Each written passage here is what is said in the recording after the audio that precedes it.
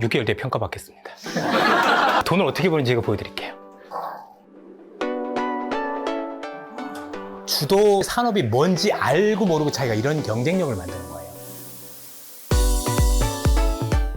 되게 오랜만에 모셨습니다. 아, 네, 반갑습니다. 사실 정의원 박사님이 이제 그 병원에서는 퇴사하시고 네. 지금 여러 가지 일을 하고 계시는데 사실 정의원 교수님 덕분에 저속노화라는 개념이 많은 사람한테 확실히 좀 많이 각인이 된 것 같아요. 네, 네. 실제로 네. 사람들이 어떻게 좀 많이 행동, 인식 많이 바뀌었다고 느끼세요? 아직 통계적으로 잡히는 건 별로 없습니다. 뭐 예를 들어서 질병청 통계나 또는 서울시 통계, 물론 통계는 조금 늦게 나오죠. 예. 기본적으로 지금 나오는 데이터들이 뭐 22년, 23년이니까 조금 더 봐야 될 것 같긴 한데, 그렇게 사람들이 러닝 많이 한다 그래도 그 운동 실천율이 뭐 이렇게 많이 올라가고 그런 건 아니거든요. 또 보면. 그래요? 네, 코로나 때 훅 떨어졌던 게 좀 회복돼서 과거 트렌드와 그냥 비슷하게 갔다. 그리고 만성질환 여전히 계속 나빠지고 있고요.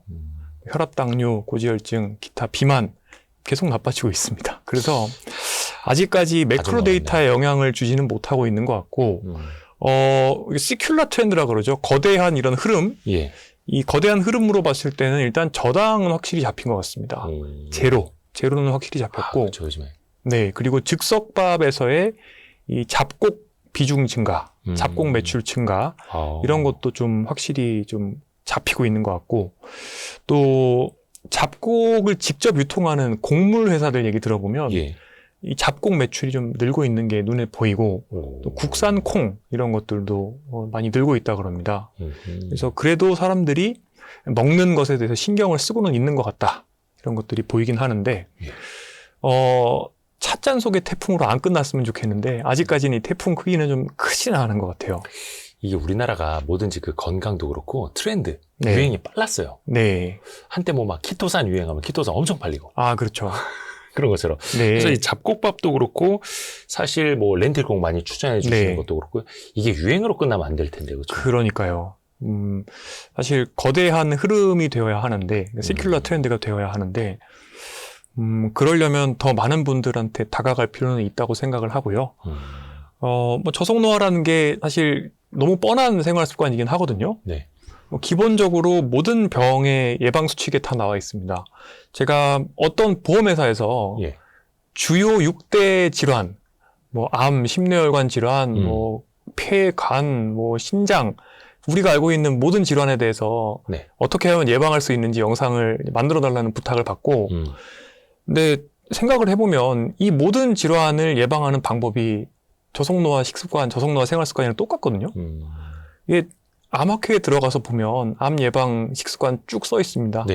그게 기본적으로는 전통 한식 또는 전통 지중해 식단, 저속노화가 되는 식사법 완전 겹치거든요.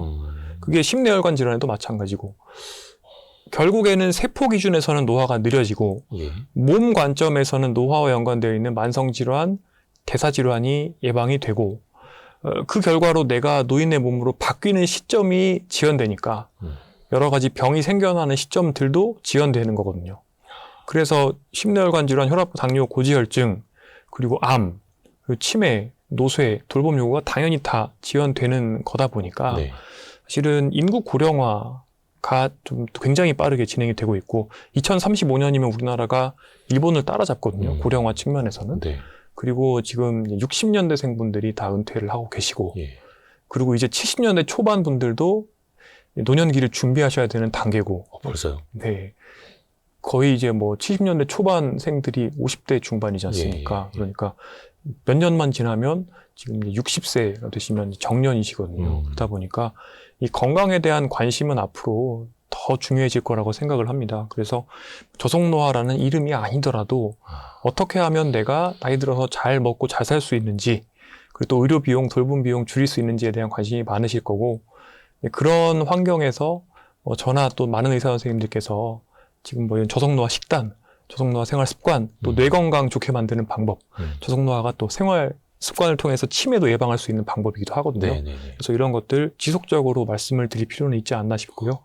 저도 그래서 사실 정현의 라디오 쉼표를 맡아서 이런 큰 스피커를 통해서 여러 가지 이야기 사회에서 하려고 노력하고 있습니다.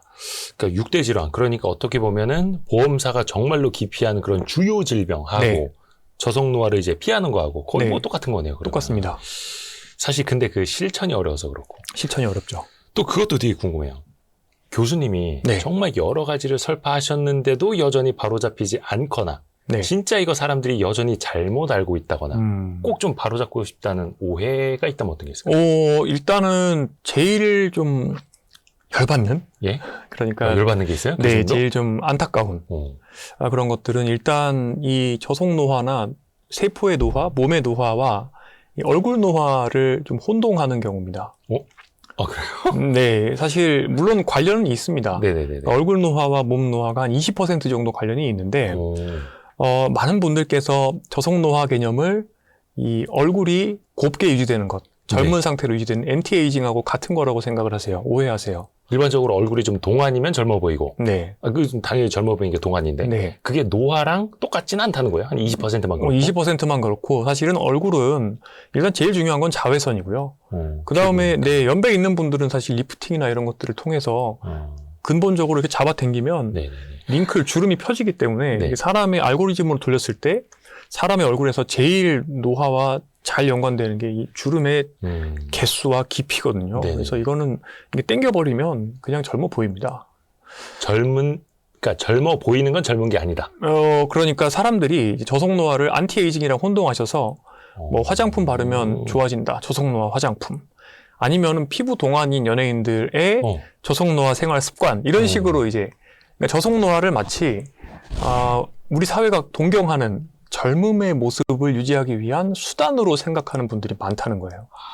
사실은 그런 게 아닙니다. 저속 노화적인 개념은 저는 공격과 수비가 있다고 말씀을 드리고 네네네. 공격이라는 거는 늘 말씀드리는 평생 현역 마인드로 신체 인지 사회 활동 열심히 하고 그러면서 스스로를 계속 성장시키는 거죠. 인지적으로도 신체적으로도 사회적으로도 성장을 시키는 게 일단은 공격 전략이고 또 수비 전략은 나의 몸의 노화 시기가 느리게 갈 수 있도록 만드는 여러 가지 액티비티, 라이프 스타일이 될 텐데요. 잘 자고 잘 쉬고 이 또 공격 전략과 수비 전략은 상호 보완적이고요. 또 수비 전략이 잘 되면 뇌가 깨끗해지기 때문에 공격 전략도 잘할 수가 있습니다. 그렇게 해서 굵고 긴 삶을 잘 먹고 잘 사는 게 저속노화인데 이것을 단순화시켜서 안티에이징 항노화라고 생각하시는 거죠. 근데 항노화는 많이 다릅니다. 항노화는 노화를 싫어하는 거잖아요. 네. 엔티잖아요. 예. 그래서 이 항노화 좋아하는 분들 오히려 일찍 돌아가실 수 있다 제가 많이 말씀도 드리는데 노년에 대해서 또는 노화에 대해서 부정적인 감정을 가지고 있다. 그러면은 과거 베칼레비 교수, 예일대 교수님인데 연구에서 보면 7.5년 정도 더 빨리 돌아가세요. 그러니까 동년배에 비해서 또는 노년을 긍정하는 사람에 비해서. 그래서 저 같은 경우는 저의 리즈 시절 제일 성능도 좋고 또 잘 나가고 재미있는 거 많이 할 수 있는 시절은 저는 마지막 30년, 70세에서 100세이지 않을까 생각을 하고 105세 철학자 김영석 교수님도 그 본인께서 제일 그 리즈 시절 피크에 왔던 게 한 90세 정도가 아닌가 이렇게 술회를 하시는데 그런 식으로 우리의 삶이 사실은 겉으로 드러나는 이 모습과는 달리 내가 계속해서 만들어 나갈 수 있는 내적인 어떤 예술품이다. 그 예술품을 조각해 나가면 된다. 이런 식으로 받아들이면서 성장을 시켜 나가면 오히려 우리 몸의 코티솔 레벨, 스트레스 호르몬도 줄어들 수가 있고 실제 수명도 늘어납니다. 노화 자체에 너무 막 스트레스 받지 말고. 네, 맞습니다. 근데 이제 노화를 싫어하거나 또는 이 안티에이징적 사고를 가지게 되면 실제로 스트레스 호르몬 코티솔도 올라갈 수 있다는 것도 연구를 통해서 알려져 있습니다. 아니 근데 이쯤에서 어떤 분들은 그럴 거 아니에요. 아니 정윤 박사님 저 사람은 자기가 계속 저속노화 얘기해놓고 네. 저속노화 때문에 스트레스 받지 말라고 하면 이게 네. 앞뒤가 안 맞는 거 아니에요? 이럴 수 있잖아요.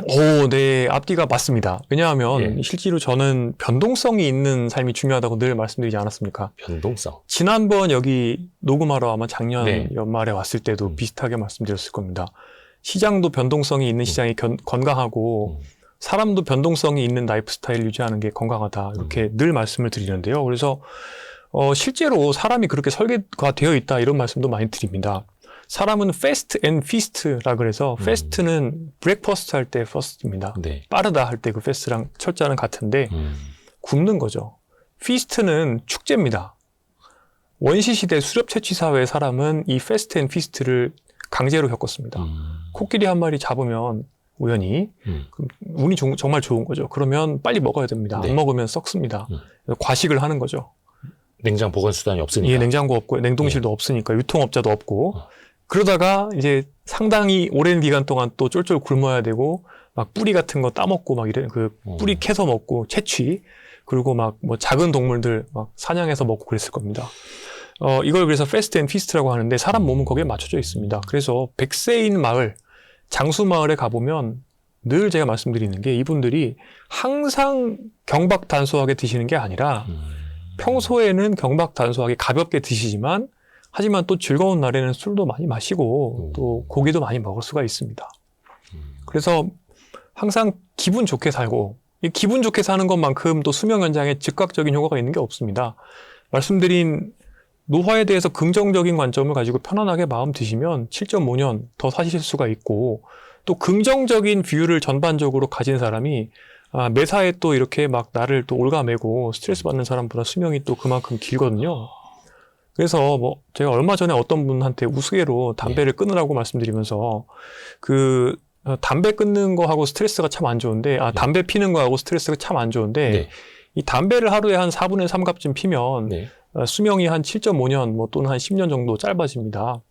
근데 이제 스트레스를 너무 많이 받으면 또 수명이 그만큼 짧아질 수가 있다. 그래서 노화에 대한 또 그런 노화에 대한 강박이나 이런 것도 마찬가지로 수명이 그렇게 짧아질 수 있는데 그때 제가 이제 담배 끊으라고 말씀드린 분이 워낙 스트레스를 안 받고 즐겁게 사는 분이셔서 어느 정도 받아도 된다. 그래서 뭐 스트레스가 너무 된다 그러면 뭐 담배를 천천히 끊으셔라라고 이제 우스개로 근데 물론 그러고 나서 곧바로 안 된다. 담배는 그래도 끊어라라고 말씀을 드리긴 했지만 우스개로 그 정도로 우리가 노년이나 또는 내 삶에 가진 그런 관점이 중요하다는 것인데요. 스트레스. 예, 그래서 우선은 즐겁게 사는 게 제일 중요하고.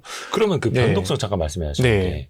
요거를 이제 오해일지 진실일지 몰라가지고 왜 치팅데이라는 거 있지 않습니까? 네. 막 다이어트하고 열심히 이제 네. 몸 관리하시는 분도 네. 뭐 일주일에 한 번, 한 달에 한 번은 네. 막 늦게까지 막 피자도 먹고 치킨도 네. 먹고 그런 날이 있어도 된다는 거예요? 저는 그런 경험을 해보시라고 거의 한 5년 전부터 늘 말씀을 드렸습니다. 건강한 식사를 영위하다가 갑자기 이렇게 안 좋은 음식들을 많이 먹게 되면 컨디션이 되게 안 좋거든요. 그래서 역체감 효과 때문에 오히려 건강한 식사를 향후 더 할 수 있는 모티베이션이 될 수가 있습니다. 그게 몸이 안 좋아지는 게 느껴지나요? 그러면? 다음날 굉장히 컨디션이 안 좋습니다. 몸이 많이 붓고요. 특히 이제 건강한 식사를 하다가 갑자기 맵단짠을 먹게 되면 더 많이 붓고 수면의 질도 많이 떨어지고 그런 것들 이런 액티비티 트래커로 보게 되면 스트레스 레벨 자는 동안 굉장히 많이 높여져 있는 것도 볼 수가 있거든요. 이쯤에서 여러분 치킨 시키시러 다 내려놓으셨죠? 근데 물론 그래도 즐겁게 드시면 됩니다. 저도 뭐 제 라디오 프로에서도 그 치킨을 어떻게 먹는 게 건강하냐. 치킨은. 그 밑에 괄호 열고 제발 좀 먹게 해주세요 이런 거 아닙니까? 뭐 그런 의도가 있으실 겁니다만, 치킨을 드시면 되죠. 저는 그래서 제 처는 굉장히 구운, 건강한 치킨류를 이렇게 기름 좀 빼고 막 주문을 하는 걸 좋아하는데, 저희 집에서 치킨을 뭐 2달에 한 번 먹을까 말까 한데. 그래도 드시긴 드시네요? 예, 그래서 그냥 뭐 오랜만에 먹을 건데 굳이 왜 그러냐. 그 양념이랑 후라이드 반반 해서 왕창 먹자, 맥주도 먹자. 교수님이 먼저? 예, 그렇게 저는 얘기를 하거든요. 일탈하시는 거예요, 지금 막? 뭐 일탈은 아니고, 그러니까 어차피 기왕 먹는 거고, 뭐 매일 튀김 먹는 것도 아닌데, 그렇잖아요. 사실 평소에는 또 닭백숙처럼 해먹는 걸 좋아하니까 저희 집에서는. 슴슴하게. 슴슴하게 먹는데, 뭐 기왕 오랜만에 치킨 먹을 거면 뭐 먹을 수 있다. 그래서 저도 술 먹으러 가도 그렇게 그 순살 특히 그 튀긴 거 그리고 소스까지 해서 이렇게 먹습니다. 술도 거의 안 드시잖아요. 술은 요새는 사람들하고 먹으면 좀 먹습니다. 근데 그런 변동성은 가끔은 있어도 되는데 당연히 뭐 자주 있어서는 안 된다라는 매일 거죠? 그러는 것보다는 가끔씩. 또 그게 역체감이 된다. 네. 그래서 일단은 제가 생각하기에는 일단 외모, 그 다음에 일관되게 계속 스트레스를 받으면서 해야 되는 거다. 그것도 이제 오해죠. 그러니까 즐겁게 물타기 잘하시면 된다. 어느 날은 좀 가속, 어느 날은 좀 감속. 중속 정도를 만들려면 또는 약간 저속을 만들려면 왔다 갔다 하면 되겠고요. 뭐 오해는 참 많은데요. 그다음에 어차피 다 이거 물려받은 걸로 가는 거 아니냐. 유전자 소관 아니냐. 틀렸습니다. 이것도 요즘 연구들을 보면 이제 수명이 점점 더 길어지면서 네네네. 유전과 운의 이 포션, 이 부분이 차지하는 부분이 점점 줄어드는 것 같아요. 연구에서 얘기하는 게. 과거에 제가 7대3 얘기를 많이 들었습니다. 70%는 지금까지 내가 살아온 것의 결과, 30%는 운과 유전자다. 이렇게 말씀드렸는데 요새는 이게 뭐 10%다. 운과 유전자가. 그렇게 말씀하시는 분들도 많습니다. 그러니까 3대7에서 1대9가 됐다. 네. 환경이 훨씬 더 중요해지고 있다. 네. 이야, 신기합니다. 그리고 또 한 가지 비난받는 오해를 또 하나 들자면, 네네네. 제가 이제 마치 저속노화를 갓생사하는 것처럼 자기 개발처럼 강요한다는 거예요. 개인의 노력으로. 절대 아닙니다. 그 사회적인 시스템도 네, 같이 사회가 굉장히 중요합니다. 이번에 굉장히 좋은 저널에 이 사람이 평생 동안 경험하는 환경을 다 모아서 네. 대기오염, 그다음에 정치적 불안정성, 차별부터 시작해서 뭐 다들 사회에서 내가 경험할 수 있는 모든 것들을 다 모읍니다. 그걸 이제 누적시켜가지고 생애 주기로 봤을 때 사람들이 얼마나 노화가 가속되고 감속되는지, 그러니까 내 나이 숫자 나이에서 얼마나 내가 몸이 더 나이 들어있나 아니면 덜 나이 들어있나 요걸 계산해 봤더니 실제로 사회가 굉장히 중요하고 유럽에 비해서 한국이나 뭐 이스라엘 이런 나라들이 조금 정치적으로도 불안하고 하지 않습니까? 그러다 보니까 좀 더 노화가 가속돼 있고 또 한국에 비해서 당연히 이제 아프리카 국가들은 훨씬 더 가속이 많이 돼 있고 이런 것들이 보이는데 사회 역할이 굉장히 중요하고 그래서 저는 과거부터 이 사회가 더 자연스럽게 저속노화를 실천할 수 있게 만드는 촉매가 되어야 되고 환경이 되어야 된다고 늘 말씀을 드려왔는데 자연스럽게 이제 이런 것들을 잘 모르시는 분들이 많고 또 저속노화를 굉장히 피상적으로 경험하신 그런 분들이 많기 때문에 마치 제가 또 자기개발 그런 부류인 것 같다 이렇게 또 오해를 하시는데요. 안타깝습니다. 그러니까 당신도 할 수 있습니다. 이게 아니라 이제 사회적으로 네, 자연스럽게. 예, 다 중요하고요. 그게 또 한 어렵죠. 가지만 첨언을 하자면 예. 이제 이거는 좀 웃자고 하는 소리인데 네. 악플 중에 네. 상당히 이제 그 나쁜 악플이 원래 이 외모 비하 악플이잖아요. 그건 정치적으로는 옳지 않잖아요. 근데 그 중에 이제 재미있는 악플들이 뭐냐면 이제 제가 탈모가 있다. 누가요? 저요. 그러니까 탈모가 박사님이요? 저도 탈모 있는지 없는지 잘 모르겠는데 네네네. 근데 어쨌든 제가 기억하는 한 저는 7살에도 이 정도 이마가 있었어요. 근데 어쨌든 그 무슨 얘기냐면 첫 번째 탈모가 있는 주제에 예. 왜 저속노화 운운을 하냐. 근데 사실 이건 속성의 오류예요. 탈모는 대부분 유전 아니냐, 막 이런 거 아니? 그러니까 그게 아니라 그러니까 제가 이제 머리도 관리를 안 해서 머리에 두피에 가속노화가 있어서 탈모가 있는 주제에 저속노화를 그 한다고 주제에? 꼴값을 네. 떤다. 그래서 이게 첫 번째 제일 많은 그 악플이고요. 두 번째가 두 번째는 이제 50살처럼 보인다. 노안이다. 굉장히 나이 들어 보인다. 근데 이 악플 두 가지랑 그 다음에 또 반대로 갈고 계시는 거 아닙니까 지금? 아니 그게 아니라 이를 가는 게 아니라 그냥 재미있자고 하는 얘기인데 네. 조금만 더 들어보세요. 세 번째로 재미보다 이제 마음속에서 깊이 나오시는 얘기 같아요. 아닙니다. 절대 아니고 저한테 별로 영향이 없어요. 일단 타격감 없고. 왜 그러냐면 네. 조금 이따 말씀드릴 설명 때문인데요. 네네네. 세 번째가 좋습니다. 어떤 분들께서 이제 칭찬이라고 저를 오프라인에서 만나서 생각보다 되게 젊고 잘생기셨네. 젊어 보이시네요. 그 다음에 네 번째가 어딘가 위원회 같은 데 가거나 회의에 가면 이제 되게 어려 보인다.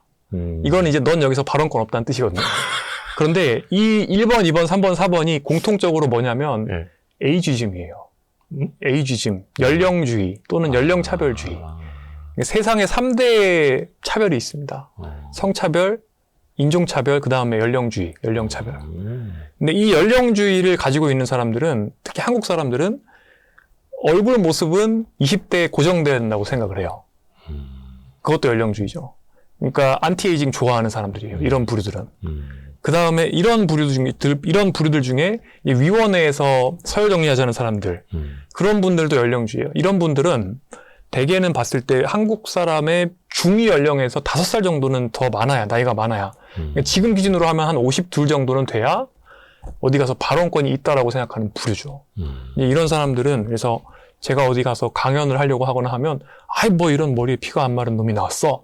그런 투로 이제 말씀하는 분들이 있어요. 여전히요? 그것도 이제 연령주의예요. 근데 일단은 이거는 속성의 오류이기 때문에 비판으로서 의미가 고 그 다음에 특히 탈모는 네.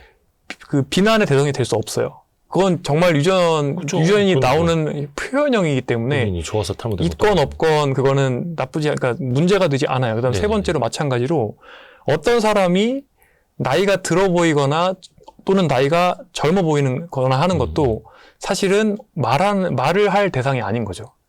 그걸 가지고 칭찬이다 또는 비난이다 할 대상이 아닌 거죠. 그렇죠. 그거는 원래 그래서는 안 되는 건데, 그리고 사실 그렇기 때문에 저한테는 별로 영향이 없어요. 사실 저는 지금 당장 52살로 보이고 싶어요. 오. 왜냐하면 그래야 어디 나가서 말 좀 할 수 있거든요. 이게 1년에 중위 연령이 0.6년, 0.7년씩 올라가니까 제가 중위 연령 플러스 5세가 되려면 60살이 돼야 돼요. 지금 중위 연령이 한 45점 몇 세? 47세 정도, 47세? 46세 넘어갔을 거예요. 올해. 1년에 0.6세씩 올라가요. 그러니까 이게 우리는 지금 그러니까 2030 세대가 전 진짜 안 된 게 이 친구들이 어디 가서 자리를 잡으려면 순서가 안 돌아오는 거예요. 그러니까 요즘 보면 그냥 그 예능 방송 봐도 네. MC들이 다 50대예요. 그러니까요. 네. 그분들 정도는 돼야지 어디 가서 말을 좀 해볼 수가 있어요. 근데 여기서 더 이제 반전은 뭐냐면 예. 이런 말을 자꾸 쓰는 분들이나 이걸 악플이라고 다는 분들은 이게 결국에는 노년을 부정하거나 나이 든 모습에 대한 그런 불호가 있는 거예요. 혐오가 있는 거잖아요. 그러면 알게 모르게 그런 분들은 노화에 대해서 안 좋은 생각을 가지고 있기 때문에 본인들이 이제 베카레비 교수를 연구를 따르면 한 7.5년 또는 최근 연구들을 보면 한 11에서 15% 정도 오히려 빨리 돌아가실 수 있다. 그래서 약간 저는 별로 타격감은 없는데 좀 안타깝다 이런 생각이 드는 거죠. 너무 그런 거를 이제 또 신경 쓰고 살 필요도 없다라는 거고 연령주의에 맞습니다. 빠져 있을 필요도 없는 거고. 근데 우리 사회가 예. 굉장히 동질성이 강한 사회지 않습니까? 그러니까 다 이제 얼굴색도 비슷하고 그리고 어찌 보면 1953년에 전쟁이 끝난 다음에 아무것도 없는 상황에서 이제 시작을 한 거잖아요. 여기 땅 하고 사람들이 계속 눈치 보면서 서로 도토리 키재기를 하는 사회인데 이제 그러다 보니까 조금만 뭔가가 이제 달라 보여도 계속 거기에 대해서 이제 말하자면 줄 세우기를 하는 거죠. 그래서 얼굴이 뭐 조금 늙어 보이네, 젊어 보이네 그런 걸 가지고 막 아웅다웅 하는 거죠. 좋지는 않습니다. 그럴 필요도 스트레스 없는데. 받을 필요 없습니다. 참고로 저는 25부터 이제 회사에서 차장 아니냐는 얘기를 들어가지고 어릴 때 노안이었거든요. 근데 그게 네. 취재할 때는 되게 좋았어요. 네. 네. 이 장점이 또 있습니다. 그렇습니다. 저도 이제 노년내과 하면서 이렇게 노안이면 어르신들이 더 믿어. 무시를 안 할 텐데 그런 게 좀 있었습니다. 또 동안은 그래도 아니신 건데 자 다음 질문. 아마 정의원 박사님도 한 500번은 들어보신 질문일 수도 있는데 지금도 워런 버핏은 예. 콜라랑 햄버거를 그렇게 자주 먹는데도 현재 한 96세신가 그럴 거예요. 네. 1930년생이시니까 엄청나게 장수하고 있다. 네. 이렇게 반박하는 사람들 있지 않나요? 그렇죠. 이게 단골 질문이죠. 제가 항상 여기서 이렇게 대답합니다. 비행기에서 스카이다이빙 할 때 낙하산이 고장나도 살아남는 사람들이 종종 있다. 수풀에 떨어지거나 등등의 연유로요. 뭐 그렇게 해도 살아남는다. 그러면 앞으로 모든 사람이 비행기에서 낙하산을 매지 않고 뛰어내리기로 결론을 내리자. 그것과 비슷한 논리죠. 그러니까 산점도를 쫙 그려서 가장 극단값 두 개만 가지고 원래는 이런 패턴이 쫙 있는데 네네네. 극단값 두 개를 하나만 점 찍어서 반대 패턴입니다. 뭐 그럴 그런 순 거랑 없죠. 차이는 없는데 저도 맥도날드를 좋아합니다만 그 외의 삶은 상당히 훌륭합니다. 규칙적 수면 그리고 엄청난 양의 인지 활동 그리고 사회 활동 신체 활동을 어떻게 하는지는 모르지만 그리고 최고 수준의 또 의료 서비스에 대한 접근 가능성이 있죠. 그래서 워런 버핏과 이제 그런 또 악플을 다는 분들을 이제 비교하기는 좀 쉽지는 않습니다. 또 항상 비슷한 그 악플이 있는데 어차피 뭐 유전자 또는 타고난다. 동네 할아버지는 매일 막걸리를 5병씩 마시는데 멀쩡하다. 그런 분이 있을 수는 있다는 겁니다. 근데 완전히 저 네. 극단 끝에 있는 값. 극단이죠. 네, 그래서 이제 그게 본인한테 적용될 가능성은 알 수 없는데 뭐 그렇게 하시는 거를 이제 과거에는 이제 그런 분들을 열심히 말리고 다녔는데 제가 요새는 뭐 그냥 그러려니 그렇게 생각하는 사람도 있을 수 있다. 포기라기보단 이정목 원장님 있습니다. 네, 그분의 명언이 있습니다. 그분이 저한테 이제 하나 가르쳐 주셨죠. 제가 이 기후 위기가 있다는 것조차 반대가 없다라고 주장하고 음모다. 그래서 뭐 기후 위기는 혹스, 거짓말이다 이렇게 하는 사람들이 아직도 있는데, 네, 트럼프처럼. 예, 근데 이런 사람들은 어떻게 설득을 해야 하나요? 그랬더니 설득할 필요가 없다. 예수님은 그런 사람들을 구두에 붙어 있는 모래처럼 생각하고 털고 가면 된다고 했다. 그래서 우리가 해야 되는, 할 수 있는 일을 더 해야지 그 이죽거리는 사람들을 다 하나하나 대응하느라 에너지를 쓰는 것 자체가 그러기에는 우리는 시간이 너무 없다. 하고 명언을 저한테 남기셨죠. 멋진 말이네요. 네. 왜 그 싫은 사람, 그 이상한 사람에게 복수하는 최고의 방법은 그거라고 합니다. 그냥 그대로 살게 놔두는 거. 그럼 그 사람은 사회에서도 네. 어디에서도 그렇게 또 평가를 받거든요. 네. 뭐 하여튼 그런 이야기였군요. 네. 몇 가지 마이스트리트에도 네. 악플러가 많습니까?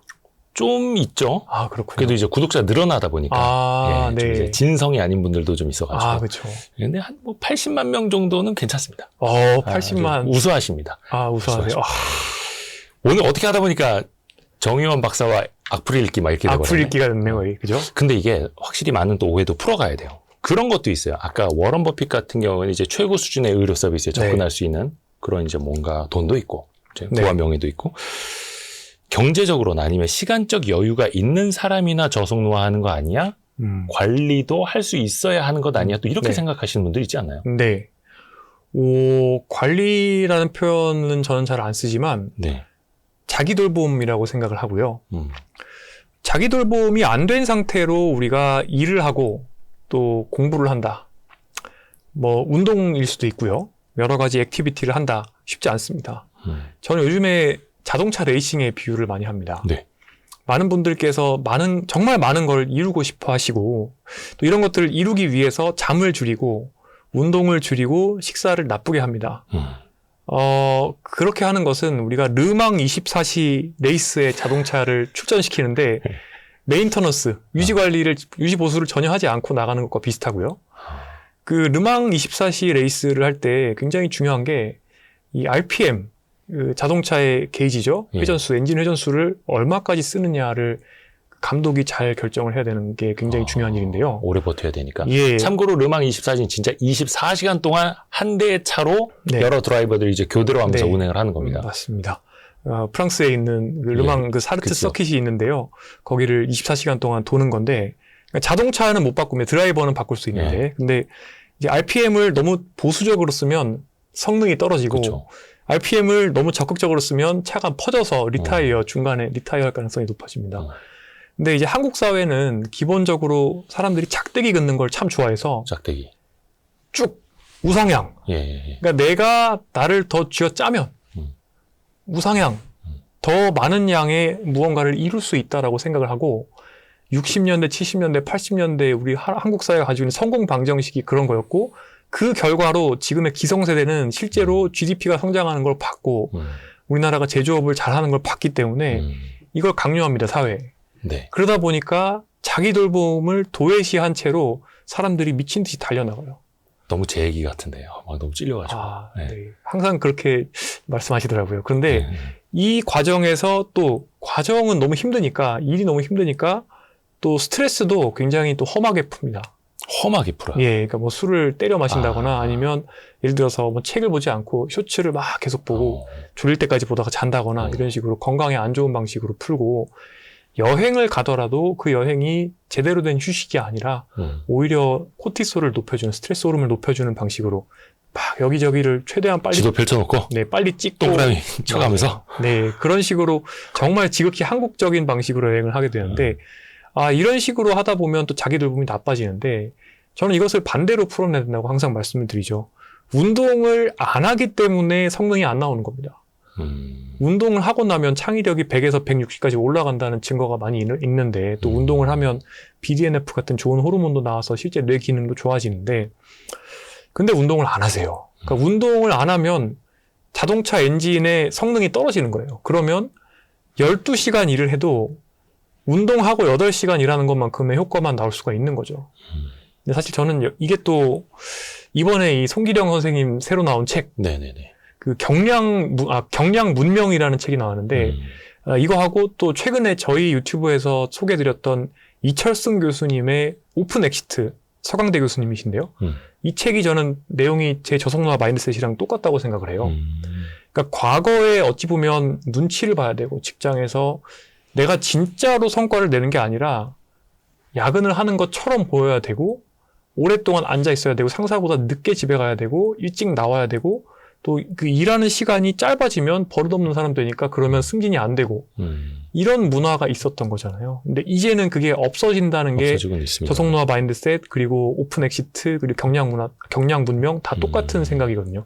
그러니까 지금과 같이 한국 사회가 자기 돌봄을 하지 않고 머리가 텅 비어 있고 티미한 상태에서 일만 오래 하고 그러다가 몸은 빨리빨리 망가뜨리고 그렇게 가속노화가 되면은 또 병치레만 오래 하고 결국에 성공도 못하고 즐겁지도 않고 건강도 나빠지는 삶을 살아야지 우리가 사회에서 보통이다, 그러니까 정상이다 이렇게 인정을 받았다라고 하면 앞으로의 세상은 이것을 극복한 사람들이 만들어가지 않을까 싶고 그리고 아마 앞으로의 정상은 이런 지금까지의 방식이 아니라 자기 돌봄이 되고 또 성능도 좋고 또 더 지금 현재 AI 시대 그리고 정보기술의 시대에 걸맞는 그런 창의력이 있는 인재가 되고 그 과정을 즐기면서 스스로 성장시킬 수 있는 사람들이 결국에 살아남지 않을까 생각을 합니다. 그 창의력도 결국에는 자기 돌봄에서 나오는 거고. 그렇죠. 잘 자야지 뇌가 살아있고 잠 하루만 밤새도 전두엽 기능 정말 많이 떨어지거든요. 멍하죠. 네. 그리고 운동을 안 해도 인지 기능이 떨어지고요. 또 식사가 깨끗하지 않으면 그러니까 저속노화적이지 않고 가속노화적이면 역시나 좋지 않거든요. 뇌에도. 좀 그것도 좀 여쭤보고 싶어요. 그러니까 누구나 사실 할 수 있다라는 거고 이걸 이제 평상시에도 꾸준히 만들어가야 한다라는 말씀인데 네. 직장인들 점심시간 굉장히 제한적이지 않습니까? 바쁘고 네. 어디 식당 가서 한 또 맛집은 뭐 20분 이상 줄 서 있고 네. 밥 먹고 들어오면 바로 네. 또 업무 봐야 되고 네.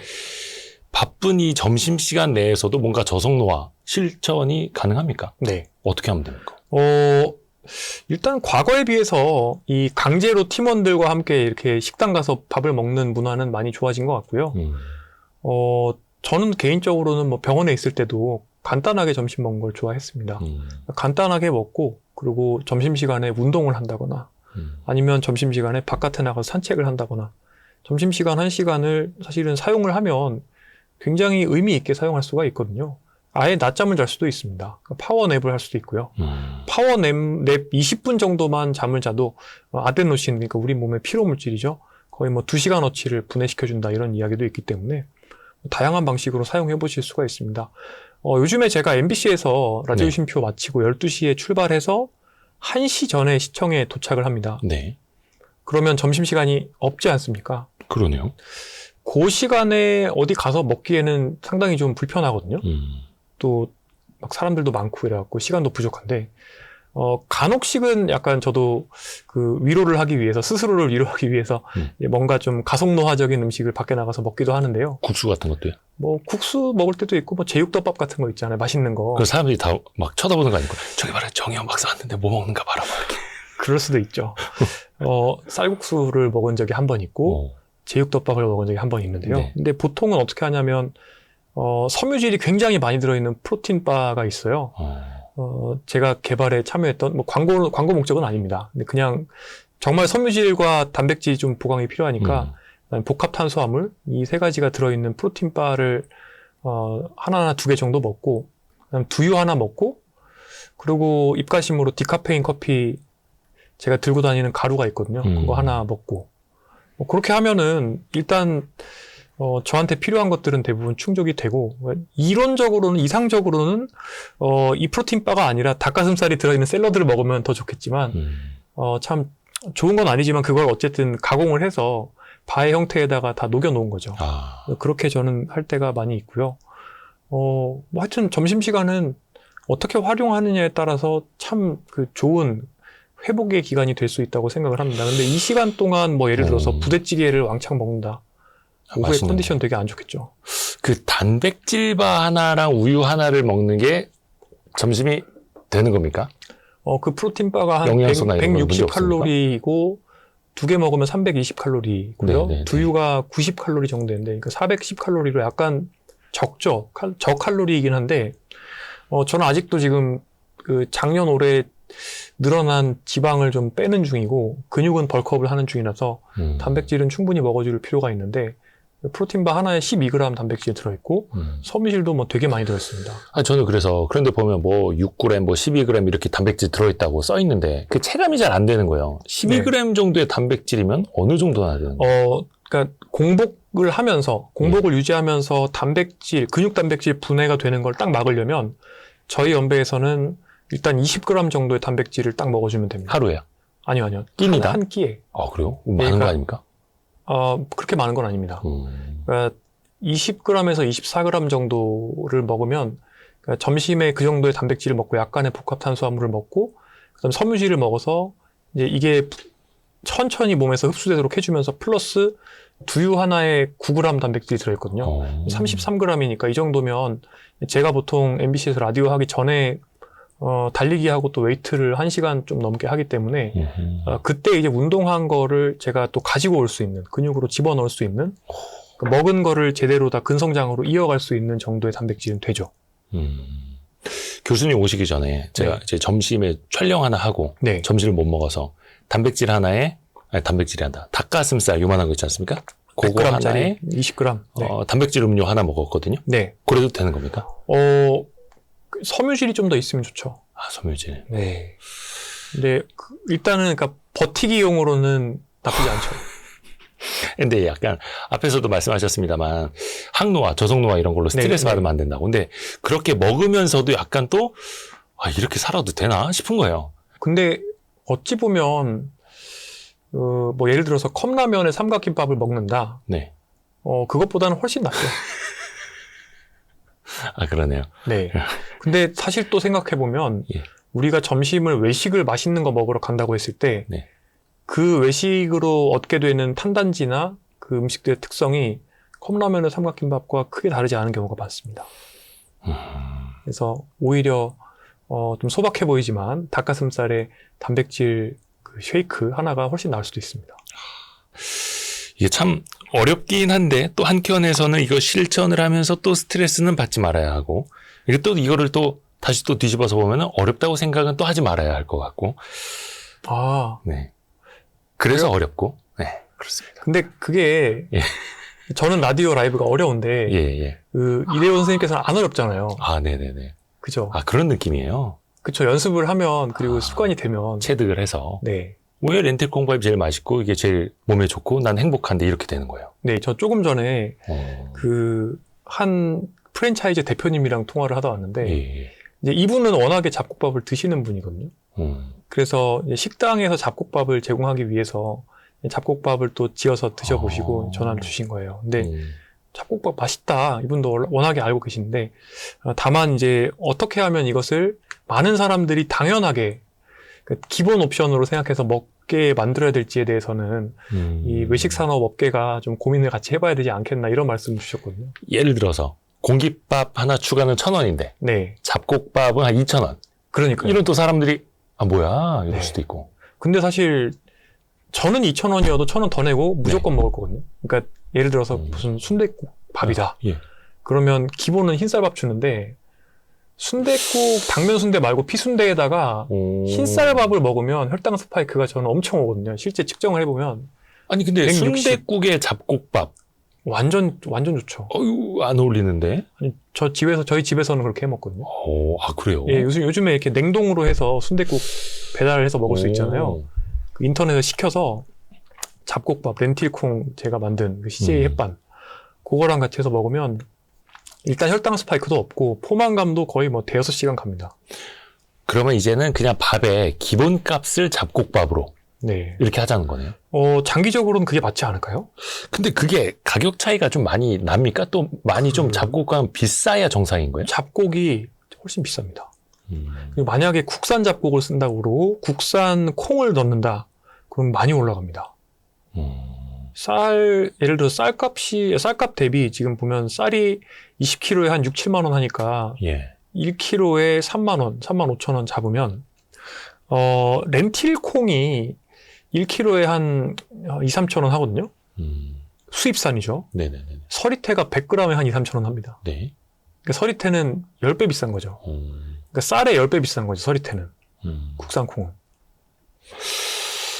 근데 어찌됐든 간에 잡곡밥을 기본값으로 하면 좋은 거고. 예, 그러니까 습관을 만들면 이게 이상해 보이지만 처음에는 좀 이상하다는 생각이 들지만 익숙해지면 되게 괜찮습니다. 앞에서도 말씀하신 게 어떤 자기개발, 동기부여 차원에서만 말씀해 주신 건 당연히 아니고 사회 시스템적으로도 좀 같이 고쳐나갈 부분도 있는 거잖아요. 네. 그 최근에 또 그 서울시 건강총괄관으로 네. 가셨고, 그러면 박사님이 꿈꾸는 뭔가 건강한 도시, 저속노화 네. 도시가 있는 거예요?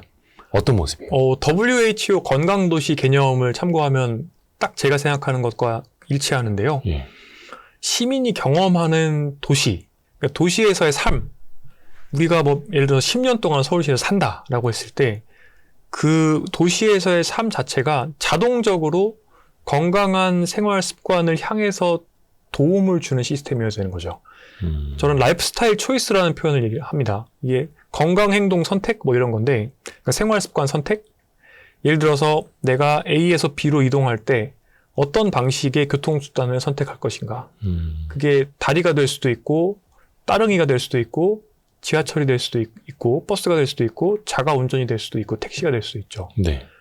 그 다양한 선택지 중에 최대한 도시민은 도시에 존재하는 시민의 다리를 많이 사용할 수 있도록 여러 가지 시스템의 운동장의 기울기가 바뀌어 있어야겠죠. 그러려면 나무도 잘 심어놔야 될 거고요. 정교하게. 그리고 이런 것들 설계하는 방법 중에 사실은 지금 기후동행 카드처럼 네네네. 예를 들어서 대중교통을 타는 것은 추가 비용이 없다. 그러면 사람들한테 인센티브를 주는 거잖아요. 네. 대중교통 타는 것 쪽으로 그렇죠. 이런 방향으로 줄 수도 있고요. 그리고 잡곡도 말씀을 드렸지만 예를 들어서 식당에서 조금 더 기본값으로 잡곡밥을 선택할 수 있다거나 또는 많은 경쟁 도시들이 하고 있는 것처럼 예를 들어서 점포에서 진열을 할 때 네. 제품을 진열할 때 아이들의 눈높이에 달고 맛있는 것이 보이지 않게 이게 쉽지 않은 일입니다. 그거를 판매점이 디스플레이를 바꿀 수 있을까요? 그러니까 이게 쉽지 않은 건데 정말 엄청난 사회적 합의가 필요한 건데 근데 재밌는 거는 다른 선진국 도시들은 정말 이걸 많이 하고 있다는 거예요. 정부 차원에서. 그리고 뭐 푸드 레이블링도 있습니다. 내가 먹는 음식에서 신호등이 써 있는 거죠. 앞면에 인쇄되어 있는 거예요. 당, 뭐 포화지방, 나트륨 많다 적다 이런 것들 표시되게 할 수도 있죠. 이런 것들도 그러니까 먹거리에 대한 것들, 그다음 나의 움직임, 이동 수단 전반에 걸쳐서 이런 것들이 필요하고 또 예를 들어서 어르신들이 이제 많이 댁 밖으로 나오기 위해서 꼭 필요한 건 앉을 곳입니다. 우리가 밖에 나가면 앉을 때 참 없습니다. 벤치. 네, 우리는 카페 안 들어가면 못 앉아요. 그러니까 건강할 때는 그 주변에 벤치가 얼마나 있나 잘 신경을 안 쓰고 살게 돼요. 네, 계속 그냥 쭉 걸어가니까. 어르신들은 200~300m만 걸어도 허리 아픈 분들, 척추관 협착증 있는 분들은 쉬어줘야 돼요. 그 혈액순환 안 좋거나 또 노쇠가 있는 분들 마찬가지거든요. 그래서 앉을 때가 참 많이 있어야 됩니다. 또 앉을 때는 가급적이면 위에 뭐 나무가 있거나 차양이 있으면 더 좋고. 그럼 일단 어르신들이 나와 계시면 나와 계시는 것만으로도 치매, 노쇠, 사회적 고립이 예방이 됩니다. 그러면 사람들이 당연히 또 돌봄 요구가 적어지고 더 건강해지는 거죠. 어떻게 보면 그게 또 다 돈인데 네. 하나하나가 다 인프라잖아요. 기존에 있던 걸 바꾸거나 새로 네. 설치하거나. 네. 근데 다만 그렇게 우리 한정된 자원을 투입을 했을 때 시민들이 국민들이 건강해질 수 있다라는 네. 거고. 그러니까 사실은 도로도 만들고 예. 뭐 예를 들어서 이동수단, 교통수단도 공급을 하는데 그런 것들에 제가 생각하기에는 운동장의 기울기가 조금씩 바뀌어야 되는 거죠. 그러니까 예를 들어서 우리가 예타를 한다고 했을 때 예비타당성 조사. 네, 예비타당성 조사를 한다고 했을 때도 네. 사람들의 예를 들어서 스트레스 감소나 또는 건강지표의 향상이나 이런 것들은 원래 안 들어가거든요. 저는 예전 책에서도 그런 것들이 원래 반영이 되어야 한다. 계속 말씀을 드렸었어요. 그러니까 예비타당성 조사하면 거기 이용객이 몇 명이고 그로 인해서 네. 부가가치가 얼마가 창출되고 네. 뭐 수익이 얼마가 나고 이런 것만 보는데. 그리고 그 예타에서 예를 들어서 대중교통을 이용하는 사람들의 시간당 그 가치와 자가 운전자의 시간당 가치가 달라요. 전현우 작가랑 책을 하나 쓰면서 그거를 제가 배워가지고 제가 문제의식 가지고 있는 게 한국은행이 우리나라의 미래를 예측하는 보고서를 참 많이 내지만 예. 거기에 사람들의 건강 상태의 변화, 몇 살부터 돌봄 요구가 생기나 몇 살부터 노쇠해지는가 그리고 그 노쇠해지는 시점이 90년대부터 지금까지 어떻게 변화되어 왔나 그리고 이것을 우리가 일본처럼 나라를 좀 바꾸면 얼마나 사람들을 더 건강하게 만들어서 노쇠가 오는 시점을 미룰 수 있나 이런 고찰이 하나도 없어요. 오로지 인구 피라미드만 본단 말이에요. 그러다 보니까 우리가 지금까지 자원을 분배할 때 상당한 미스얼로케이션이 그러니까 잘못된 자원 분배가 발생하는 거예요. 그러다 보니까 예를 들어서 노쇠를 예방하기 위해서 또는 사람들의 건강을 향상시키기 위해서 돈을 조금만 쓰면 되는데 그거를 우리가 호미로 막을 수 있는 걸 가래로 막고 있는 게 너무 많죠. 예를 들어서 보건복지부가 1차관은 복지고 2차관은 보건인데 네. 복지에서는 사람이 다 고장나서 장기요양 등급에 들어가서 돌봄 요구가 생기면 그 다음부터 간병인 대주는 간병보험 서비스는 해주지만 예. 그 들어가기 전까지 직전까지 노쇠가 진행하는 것을 예방할 수 있는 노력은 1도 안 하는 거거든요. 그러니까 복지가 필요하지 않을 정도로 건강하면 좋은 건데. 예, 그러니까 아예 더 앞 단계에서 머물러야 되는데 그 앞 단계가 다음 단계로 넘어가는 간병인이 필요해지는 것은 그 과정에서의 막는 그런 예방 서비스, 이걸 일본에서는 돌봄 예방이라고 하는데 이 돌봄 예방 서비스는 우리나라는 없는 거예요. 그래서 제가 서울시에서 이런 것들을 해야 된다 계속 얘기를 하고 있고 아마 조만간 이런 것들이 이제 나올 겁니다. 지금 9월 10일 정책 발표서는 들어갔거든요. 그리고 마찬가지로 지금 2차관 밑에 있는 의료도 병이 걸려서 오면 물론 이제 국가검진 사업도 있습니다만 병이 걸려서 상급종합병원에 오면 중증 심뇌혈관 질환에 대해서 막 엄청난 국가 예산으로 치료를 해주지 않습니까? 예. 또 중증 적용받으면 5%만 돈 내면 되고요. 그런데 정작 그 말씀드린 중증 질환, 심뇌혈관 질환, 뭐 악성, 암 다 포함되는 거죠. 이런 질환들을 예방할 수 있는 방법이 젊어서부터 저속노화적인 삶을 영위하는 것인데 여기에 대해서는 지금까지 자원 분배가 거의 되지 않는 거죠. 근데 이런 쪽에 이제 자원을 분배를 해야 된다는 거, 그러니까 이런 쪽에 자원을 조금 더 분배를 해야 된다는 게 이 운동장의 기울기를 또 바꿔야 된다는 저의 논리이기도 합니다. 어떻게 보면 이제 우리나라 건강보험 제정도 계속해서 이제 말라가는데 네. 아예 국민들이 정말 튼튼하고 건강하면 네. 건강보험 제정도 천천히 고갈돼 갈 거고 네. 이런 식으로 좀 생각을 조금 더 앞당겨서 네. 선순환으로 가야겠네요. 예, 그래서 이런 것과 관련해서 이번에 정책을 만들면서 정말 다른 나라 사례들을 많이 참고했는데요. 그 다른 나라들 선진국들의 개념과 우리나라의 갭이 갈수록 커지고 있습니다. 우리나라는 90년대 후반, 2000년대 초반에 완전 머물러 있고 20년째 머물러 있고요. 개발도상국 시절에. 네, 네. 그러니까 어찌 보면 사람을 그 과거에 당시에는 이제 사람이 이제 그냥 70세 정도에 돌아가신다고 생각을 하고 90년대 평균 수명이 그랬거든요. 65세 정도에 은퇴를 했죠. 90년대에는. 네. 정년 후에 한 5년 동안 아프다가 돌아가신다. 그러니까 사람을 그냥 사회에서 활용하고 그 다음에 케어를 별로 안 해드리는 그런 관점이었는데 그런 관점이라고 하면 지금 우리의 보건과 복지 서비스가 만들어져 있는 그러니까 사실은 이 중증 질환 이런 것들이 이제 50대, 60대에 걸리는 병이니까 그분들의 생산성 떨어지는 거 막는 뭐 그런 목적으로 아마 처음에는 설계가 됐을 겁니다. 20, 30년 전 얘기니까. 네. 그런데 지금 이제 100세를 살아가셔야 되고 이게 지금 우리가 과거 80년대, 90년대의 논리로 결국에는 사람들의 건강도 접근을 하게 되면 마지막 30년은 굉장히 고생을 많이 하시게 되는 거예요. 근데 이 개념을 완전 바꿨어요. 사실은 예를 들어서 호주, 뉴질랜드를 보면 급성기 병원에서 환자가 퇴원을 하시면 어르신이 퇴원을 하셨는데 노쇠로 넘어갈까가 간당간당하다. 그러면 나라에서 사람을 보내서 운동을 강제로 시켜요. 그래서 빨리, 그러니까 이게 사실 우리나라에서는 방문재활은 자기가 돈 내서 엄청 비싼 돈 내서 그쵸. 사람 불러야 되는 건데 네. 이 두 나라에서는 나라에서 먼저 돈을 써서 사람을 보내요. 그래서 그 환자분이 어르신이 빨리 다시 잘 돌아다니게 해야 간병보험이 안 필요하잖아요. 간병 부담이 없잖아요. 사전적으로 더 예, 예방적으로. 간병비를 쓰게 되면 한국은행 통계를 보면 작년에 370만 원이 한 달에 들어가는데 평균으로요? 예.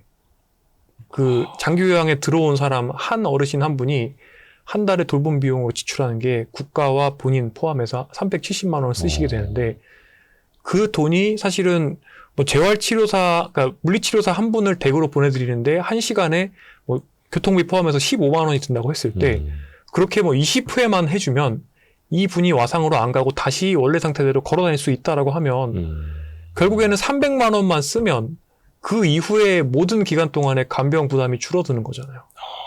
근데 이런 개념이 우리나라만 빼고 다 있는데 아직 우리나라는 거기까지 논의가 전혀 안 되고 있어요. 그러게요. 저도 그런 생각은 해보질 못해가지고 예를 들어서 이제 왜 간혹 서울시도 그렇고 정책적인 그런 발표가 나옵니다.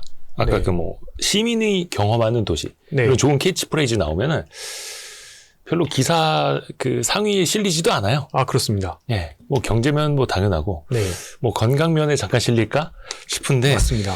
그러니까 우리가 그만큼 관심을 안 갖는 것도 있었네. 예를 들어서 뭐 그 저속노화, 뭐 빨리 온마, 뭐 이렇게 드시면은 빨리 늙습니다. 이러면 이제 썸네일도 그렇게 쓰면 관심 엄청 많은데 그렇죠. 시민이 경험하는 도시를 만들어야 합니다. 이러면 조회수 안 나올 거였거든요. 그렇죠. 우리 인식도 좀 바꿔야 됩니다. 그런데 이게 이제 저속노화의 개념에서, 그러니까 노화과학 개념에서 사람의 삶을 보면 우리가 평생 동안 도시에서 경험했던 모든 먹은 것, 그다음에 모든 뒷사람이 저한테 상향등 켜고 빵빵거리고 괴롭히고 저는 이제 경차를 타니까 그런 거 많이 당하거든요. 그다음에 뭐 지하철에서 사람들이 날 민 거, 그다음 나의 수면 시간, 수면의 질, 그 사람들이 날 힘들게 해서 술 퍼마신 거, 이게 다 DNA 둘러싸고 있는 후성 유전체에 기록이 됩니다. 소프트웨어에. 노화 시계에. 그러니까 이 노화 시계는 말하자면 나의 평생 동안의 가속 노화 행적을 다 알고 있는 거죠. 그 결과로 나의 노화 시계가 빨라지면 암과 심뇌혈관 질환 비롯해서 치매 뭐 다 빨리 오는 건데, 이런 모든 결국에 나의 행적이 조금 더 자연스럽게 건강한 방향으로 갈 수 있는 도시가 결국에는 건강한 도시고, 시민이 자연스럽게 인생 경험을 통해서 건강한 선택을 많이 만들 수 있게 해주는 도시가 되는 거죠. 그리고 또 이번에는 또 평소에 제가 또 궁금했던 거, 저속노화 관련된 거 좀 몇 가지 좀 여쭤볼게요. 저속노화 우리가 또 어떻게 실천할 수 있는지. 저 아까 들으면서 조금 궁금했던 게, 박사님 혹시 스마트워치 차세요? 네. 우리 아까도 스트레스가 굉장히 안 좋다라고 말씀해 주셨잖아요. 네. 근데 저 이거 샀는데 네. 스트레스 측정하는 게 있더라고요. 네. HRV. 정확한 겁니까? HRV는 그 개인에서 스트레스 변화를 추적하기에는 상당히 좋은 툴이라고 생각합니다. 데이터는 워낙에 많이 있고요. 네. 예를 들어서 HRV가 땡겨지면, 네. 그러니까 뭐 50ms 있는 사람이 35ms가 되었다. 스트레스가 늘어난 거죠, 확실히. 예. 그리고 잠을 잘 자고 났더니 40ms이던 HRV가 서서히 한 주 동안 계속 잘 잤더니 뭐 50ms로 늘어났다.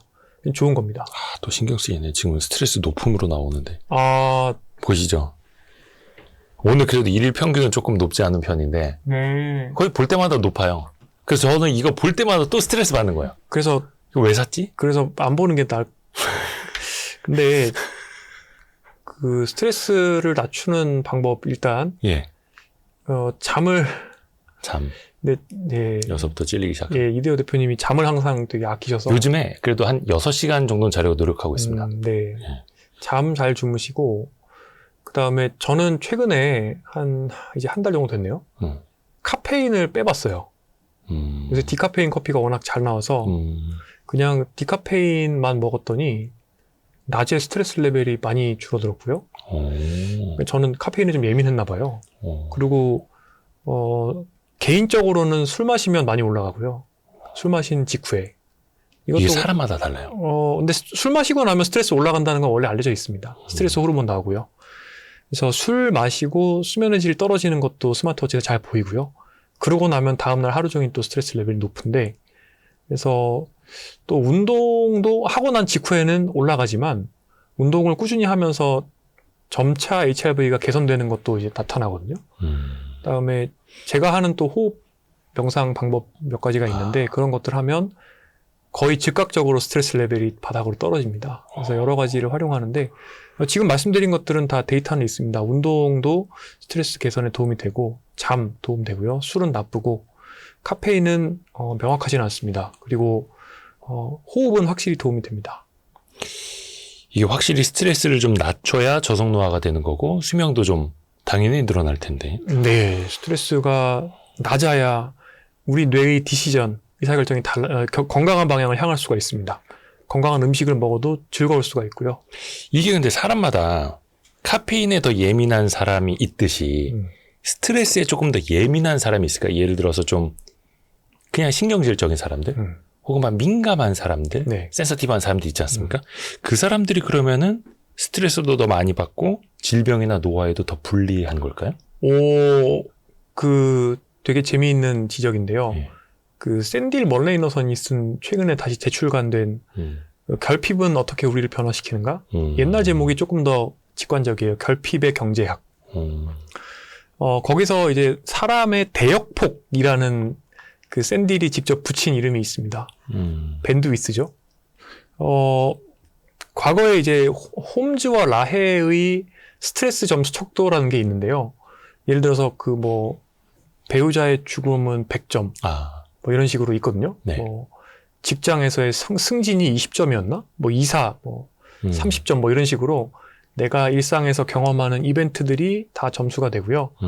그게 합쳐서 예를 들어서 100점인가 200점 이런 식으로 점수가 어느 정도가 되면 결국에는 우울이나 또는 불안이나 이런 정신질환이나 아니면 또 육체적인 문제 생길 가능성이 높다. 이렇게 얘기를 해서 결국에는 사람이 견딜 수 있는 그 그릇을 넘어가면 스트레스가 결국에는 신체 또는 정신적인 문제가 온다는 것인데요.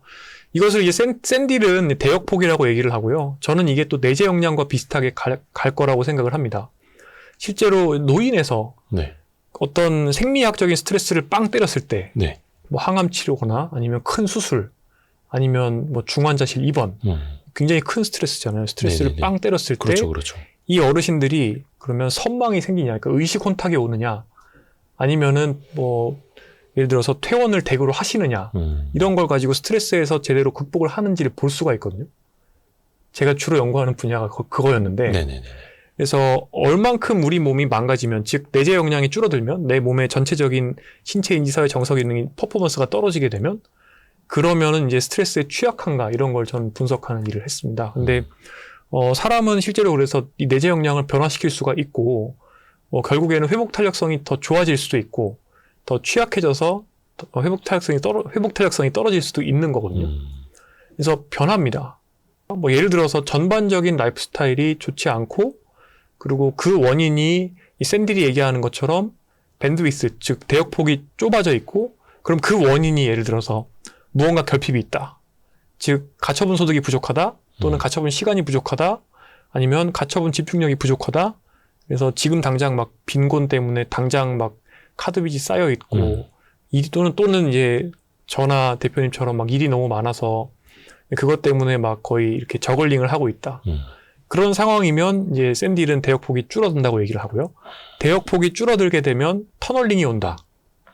결국에 터널뷰를 가지고 이게 앞을 보니까, 네네네. 그렇게 되면 당장 내가 급한 것들, 예를 들어서 저희 같은 경우는 일, 예. 아니면은 경제적인 결핍이 있으면 당장 다음 달 내야 될 렌트, 월세, 이런 것들이 결국에 내 뇌를 다 장악하게 되어서 결국에 넓고 길게 보지 못해서 나머지 자기 돌봄이나 가족이나 또는 먼 미래를 위해 해야 될 일, 역시나 저속노화적 생활 습관이나 이런 것들을 챙기기가 어렵고, 그럼 그 결과로 실질적으로 예를 들어서 장기 투자도 어려워지고 이런 사람들 보면 또 왜 이런 스트레스를 받는 경우에 사람들이 뭘 많이 지르잖아요. 네. 실제로 이런 것들이 이제 연구에서 나타납니다.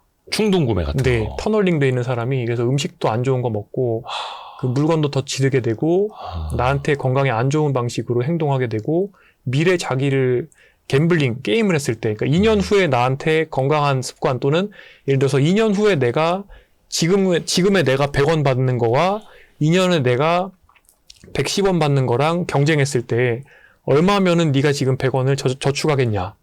이랬을 때 더 이제 120원, 130원, 2년 뒤에 130원을 줘도 지금 100원을 저축하지 않은 심리가 생긴다는 거예요. 이런 것들이 다 있는데 결국에는 그러니까 터널링이 생기면, 즉 현재 내가 느끼는 무언가 결핍, 돈일 수도 있고 시간일 수도 있고 나의 머리에 뭔가 번뇌가 많을 수도 있는데 그 결핍이 있으면 나의 캐파가 떨어진다. 그래서 이 밴드위스 대역폭이 떨어지고 그러면 결국에 다른 잘못된 결정을 할 가능성이 높아지겠죠. 잘못된 결정이 될 수도 있는 거고 그게 또 쌓여가면은 그게 또 내 몸이 되는 거고. 그래서 저는 예전에 앵거스 디턴이라는 또 경제학자가 쓴 노벨 경제학자. 절망의 죽음과 자본주의 미래인가 절망사를 다룬 책이 있습니다. 예. 그 책에서 얘기하는 절망사와 그 다음에 절망사는 어찌 보면 가속노화의 아주 급격한 버전이거든요.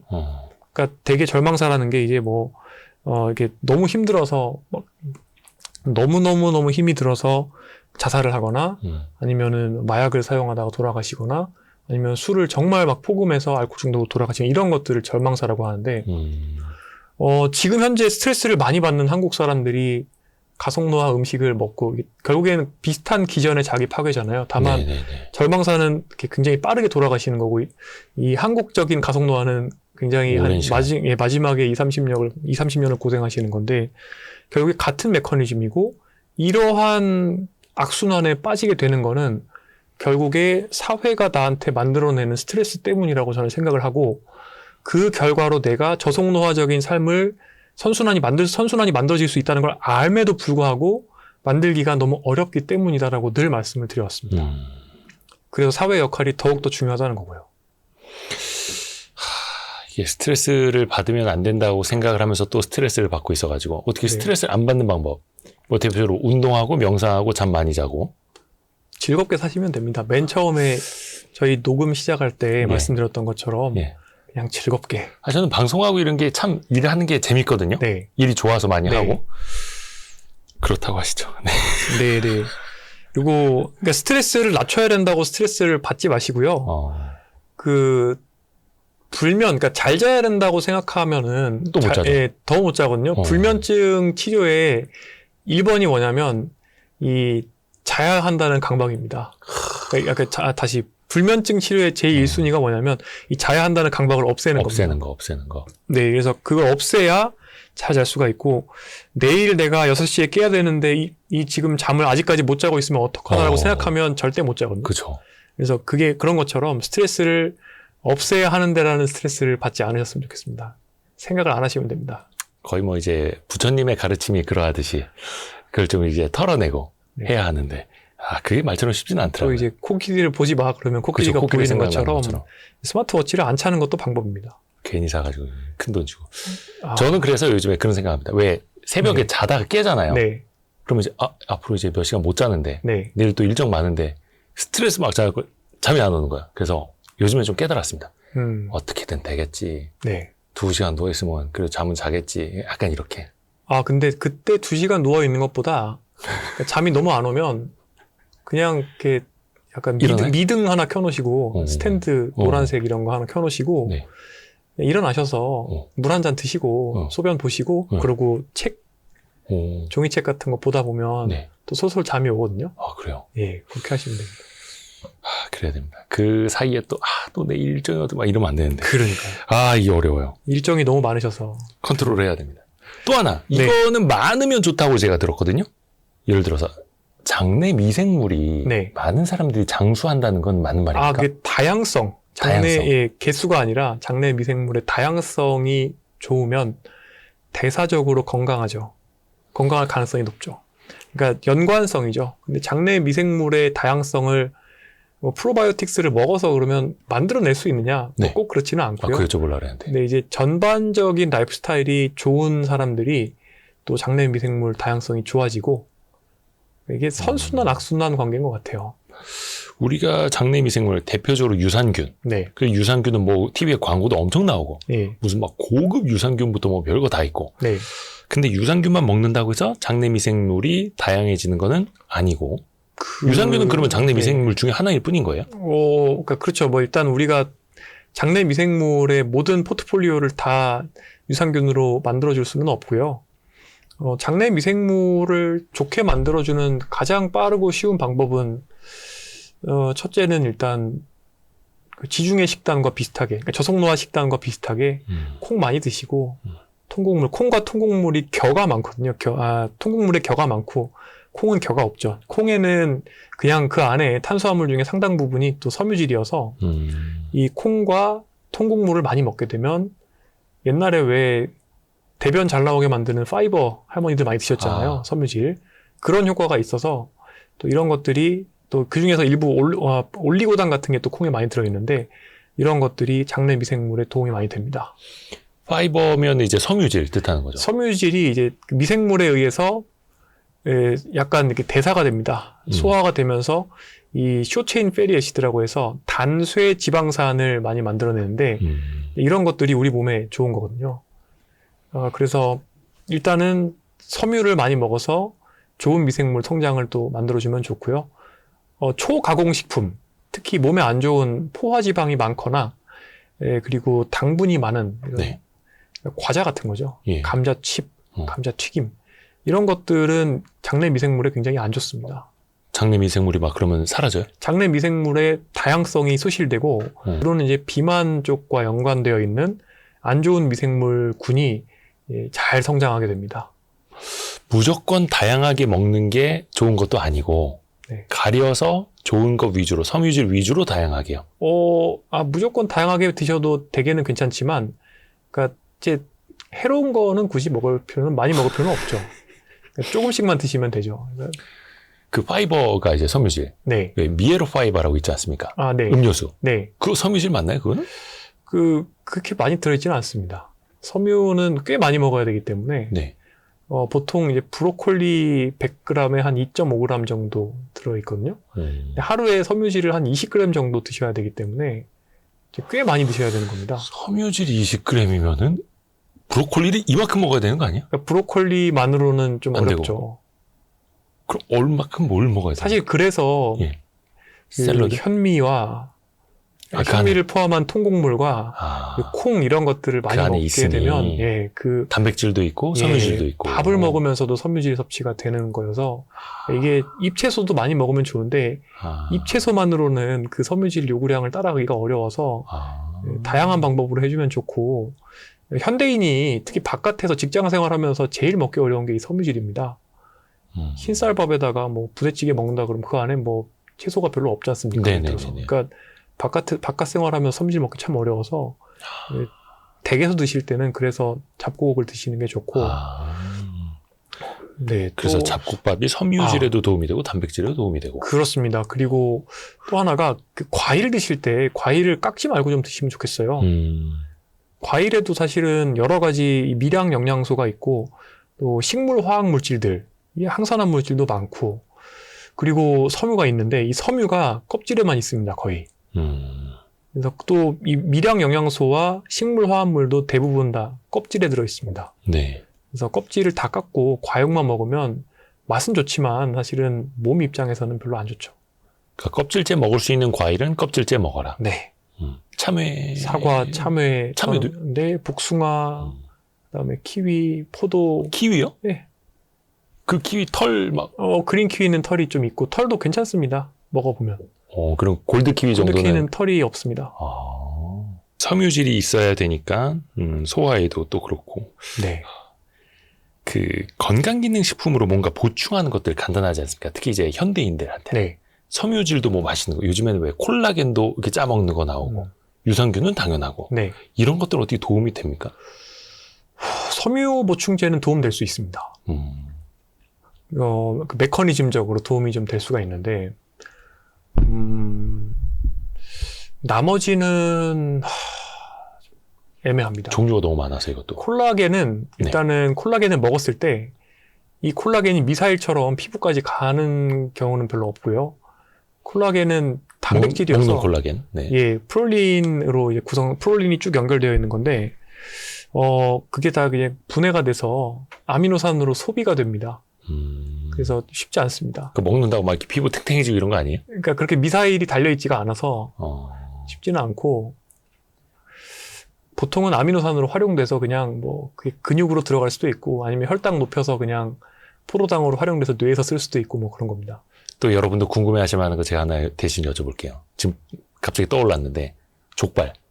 족발 그게 껍질이라 하네? 거기 콜라겐 많다면서요? 네. 이거 먹으면 어떻게 피부에도 좀 도움되고 합니까? 마찬가지로 단백질이기 때문에 다양한 용도로 사용이 되는 거죠. 그러니까 단백질을 우리가 먹으면 콜라겐 껍질이건 뭐 뒷다리살이건 뭐 아니면 간을 먹건 순댓집에서 결국에 그게 싹 다 그 단백 분해 효소에 의해서 프로테이즈 뭐 다양한 거에 의해서 아미노산으로 분해가 돼서 그게 몸에 들어오면 간에서 아미노산은 그게 포도당으로 바뀔 수도 있습니다. 포도당으로 바뀐 게 다시 지방으로 바뀌어서 저장이 될 수 있습니다. 그러니까 포도당으로 나와서 지방 조직에 가서 흡수가 되어서 그게 뱃살에도 저장될 수 있어요. 그러니까 단백질만 많이 먹어도 운동 안 하고 단백질 열심히 먹으면 배가 나옵니다. 그래서 이게 그 화폐 같은 거예요. 화폐. 탄단지는 서로 상호 교환되는 화폐 같은 거라서 필수 아미노산을 제외하면 예를 들어서 뭐 물론 지방이 뭐 단백질이 되지는 못합니다만 네. 대신에 이제 단백 분해가 되는 걸 막을 정도는 돼요. 케톤으로 바뀌어서 근단백 분해가 분해가 발생하지 않고 대신에 케톤이 이제 에너지원으로 사용될 수도 있습니다. 그래서 극단적인 경우에는 지방만 먹어도 근육이 좀 덜 빠질 수가 있어요. 그래서 이 화폐 같은 거에서 그러니까 굉장히 극단적인 상황만 아니면 에너지 화폐로서 역할을 하기 때문에 콜라겐을 먹는다 그래서 콜라겐으로 저장된다. 그렇지는 않습니다. 이게 다른 쪽으로 전용이 되는 거네요. 그렇죠. 예산 원래 이쪽으로 편성해 놨는데 맞습니다. 저쪽 부서에서 전용하듯이 맞습니다. 표현이 너무 좋네요. 모든 걸 이제 경제적으로 네. 돈으로 치환해서 전용됩니다. 근데 전용의 한계는 있죠. 그러니까 극단 상황에서는 이게 안 되는 경우도 있습니다. 그 아까 파워냅이라고 낮잠 잠깐 네. 말씀해 주셨잖아요. 파워냅은 네. 낮잠 자야지 하는 건 아닐 거고 네. 어떻게 그 짧은 시간에 네. 큰 효과를 내는 거예요? 모릅니다. 네? 저는 모릅니다. 그러니까 그 짧은 시간에 큰 효과를 낸다는 건 알려져 있는데 네. 어떻게 그렇게 증폭적인 효과가 나오는지는 제가 공부해 보지 않았습니다. 근데 이게 낮잠이라고 그러면은 똑같은 낮잠이 아니에요? 파워냅은 뭐가 다른 거예요? 그러니까 밥 먹고 예를 들어서 네, 파워냅은 30분 이내의 짧은 잠을 의미를 하죠. 낮잠을. 네, 짧은 낮잠. 근데 점심 먹고 오면 식곤증, 이제 졸리지 않습니까? 네, 네. 그럼 그때는 이게 내가 가속노화로 가는 거야, 막 혈당이 오르는 거야, 해서 막 일어나서 걸어야 됩니까? 아니면 밥 먹고 나서 좀 이건 좋은 낮잠이야, 자는 게 좋은 거예요? 우선 혈당이 오르지 않게 식사를 하시면 좋고요. 예. 식후에 그래도 한 5분 정도는 그러니까 바로 이렇게 눕지 말고 좀 신체 활동 해주시면 좋습니다. 식사를 마치시자마자 바로 누워 있으면 당연히 혈당이 많이 오르겠죠. 보통 직장인들 그래도 점심 먹고 와서 이렇게 의자 앉아서 일 좀 졸잖아요. 그 의자까지 갈 때 가급적이면 계단을 활용하시거나 하시면 혈당 상승을 큰 폭으로 줄일 수 있다는 게 알려져 있습니다. 정말 간단한 짧은 운동만 하셔도요. 그냥 계단으로만 올라오는 그 정도만 해도. 그 정도만 하셔도 많이 좋아진다는 거 알려져 있습니다. 그리고 글쎄요, 그 이후에 파워냅 저는 나쁘지 않을 것 같습니다. 보통 그렇게 많이들 파워냅을 활용하시죠. 아니 이것도 아까 이제 박사님이 스트레스 많이 받지 말라고 하셨는데 낮잠이 쏟아져서 자면서도 죄책감을 느끼는 거죠. 이래도 되나? 낮잠을 자는 거에 대해서 죄책감을 느낀다고요? 네. 이거 혹시 이거 혈당 올라가서 그런 거 아니야? 막 이렇게. 그거는 뭘 먹었느냐에 따라서 달라지는 거네요. 그렇죠. 그러면. 좀 건강하게 드시면 좋을 것 같고요. 네. 저도 일부러 낮잠 자려고 탄수화물 음식을 먹을 때가 있습니다. 예? 그래요? 그럼 그게 효과가 바로 오나요? 수면제로 음식을 먹는 거죠. 그러면 이제 혈당 스파이크는 확실히 보이죠. 그 혈당계로 보면. 근데 일부러 그냥 진짜 그럴 때가 있어요. 너무 피곤한데. 예, 잠이 안 올 때. 네, 너무 명료하니까 좀 자야지 이러고서는. 이야, 이걸 알면 막 그거를 이제 내가 어떤 걸 먹으면 어떤 반응이 나오니까 네. 어떤 걸 줄이고 어떤 걸 먹어야겠다. 이게 즉각적으로 되는 거네요. 좀 됩니다. 잠 깨려면은 네. 아이스 아메리카노 마셔야지라고 하는 것처럼. 그래서 연속 혈당 측정계를 좀 써보시고 하면 이제 본인이 어떤 거 먹었을 때 실제로 반응이 어떻게 오고 그때 내가 경험했던 느낌이랑 이런 걸 기억해 두시면 음식을 활용을 하실 수가 있죠. 근데 이게 혈당 스파이크가 오는 그 순간에는 뭐 여러 가지 이제 말씀도 해주셨습니다만 네. 아까 네. 뇌에도 조금씩 손상이 쌓여간다라고 보면 돼요. 근데 일단은 혈당 스파이크를 완전히 없앨 필요는 없습니다. 네. 예를 들어서 네. 근력 운동을 하지 않습니까? 물론 안 하는 사람들도 많지만요. 근력 운동을 했을 때 우리가 필요한 자극이 일단은 아미노산도 많이 먹어야 되는 게 있고요.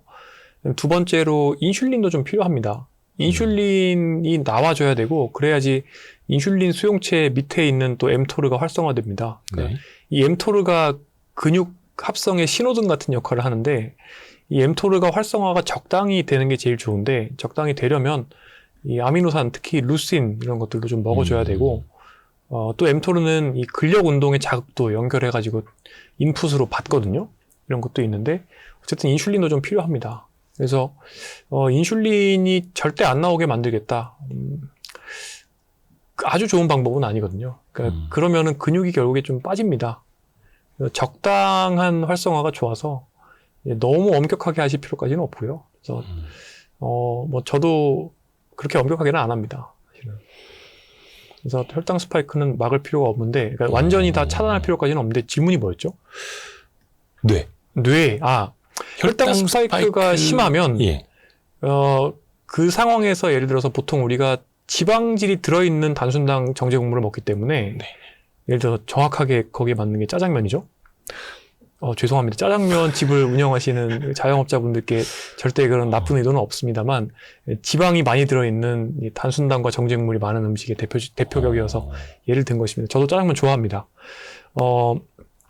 혈당이 오르면서 동시에 지방이 들어오니까 이 지방이 또 처리가 안 됩니다. 그래서 쉽게 말해서 지방세포와 근육세포로 이 지방과 당분이 같이 들어가줘야 되는데 못 들어가다 보니까 유리지방산이라는 게 생깁니다. 이 유리지방산이 몸에 염증을 또 만들고 네. 그다음에 또 혈당이 높아져 있는 상황에서 또 인슐린이 많이 나오게 되면 이 인슐린이라는 게 사실은 근단백만 합성시키는 게 아니라 뭐 근단백은 합성시킨다는 측면에서 좋은 거지만 뇌에서는 베타 아밀로이드 같은 한마디로 치매 만드는 독이 되는 단백질의 합성도 올릴 수가 있죠. 네, 늘 말씀드리는 게 이 단백질을 제거하려면 잘 자야 되는데 결국에 수면의 질과 양이 다 꽃배기로 좋아야 되는 거죠. 이 자는 동안에 뇌에서 물 청소를 하거든요. 글림프 시스템에서 그렇게 베타 아밀로이드를 제거를 하는데 이 제거가 잘 안 되니까 결국에 가속노화 식단을 오랜 기간 영위하게 되면 뇌에 차곡차곡 안 좋은 단백질이 쌓일 가능성이 올라갑니다. 그러면은 예를 들어서 짜장면 같은 단순당, 탄수화물 높은 것을 먹었을 때 운동을 해서 조금씩은 이제 혈당을 낮추는 노력도 해야 되고 네. 잠도 더 많이 자서 씻어내려는 노력도 네. 뇌 쪽을 위해서 그렇게 네. 또 해야 하는 거네요. 저 같은 경우는 완전 거꾸로 하죠. 거꾸로요? 그러니까 예를 들어서 오늘 같은 경우에 달리기도 했고 그리고 근력 운동도 좀 세게 했으니까 그러면 점심 때는 탄수화물을 좀 먹어야겠구나. 그러니까 왜냐하면 인슐린을 좀 만들어내고 싶으니까요. 그러니까 아미노산, 단백질도 많이 먹었지만 오늘 같은 날은 베이글 하나 먹어야 되지 않을까? 혈당을 좀 올려서 근합성을 도모하고 싶은 거죠. 그러니까 근력 운동 후에 근생성 효과가 보통 한 36시간 동안 피크로 이렇게 나오니까 그래서 그것을 이용하고 싶기 때문에 베이글을 하나 먹는 거고 고강도의 유산소 운동과 근력 운동을 했기 때문에 그 베이글이 근육으로 가는 거예요. 쉽게 말해서. 그때는 먹어도 되는 거고. 그러니까 오히려 좀 더 먹어야 되는 거죠. 오히려 지난번에는 또 마라톤 하실 때 파워젤 같은 거 막 그렇죠. 일부러. 당 높은 거 일부러 짜먹는 것처럼. 네, 에너지도 먹고. 그런 거죠. 그래서 만약에 탄수화물을 내가 많이 먹고 싶다. 그러면 이제 운동을 평소에 열심히 하시면 되죠. 운동이 잘 되어 있는 몸은 짜장면 한 그릇 먹고 싶다. 그럼 막 운동하고. 예. 평소에 운동 많이 하는 사람은 그런 거 먹어도 혈당이 잘 안 올라가거든요. 와, 말씀 들어보니까 어떤 뭔가 좀 오케스트라, 그러니까 내 몸이 오케스트라면 지휘자 같아요. 그렇게 활용할 수 이쪽에서 있죠. 저쪽 악기 켜시고, 네네. 이쪽에서 저쪽 악기 켜시고 이런 식으로. 그렇죠. 이걸 또 알아야 조절을 또 할 수 있는 거고. 와, 오늘도 제가 또 이제 개인적으로 궁금했던 것까지도 하나하나 또 많이 여쭤봤습니다. 너무 재밌습니다. 해서 오늘도 정의원 박사님, 그러니까 서울시 건강총괄관. 네, 서울건강총괄관. 예, 서울건강총괄관. 또 역시나 공익적인 면에서도 또 많은 활약 또 부탁드리겠습니다. 아이고, 열심히 하겠습니다. 고맙습니다. 아유, 감사합니다. 박사님. 감사합니다. 고생하셨습니다. 고생하셨습니다.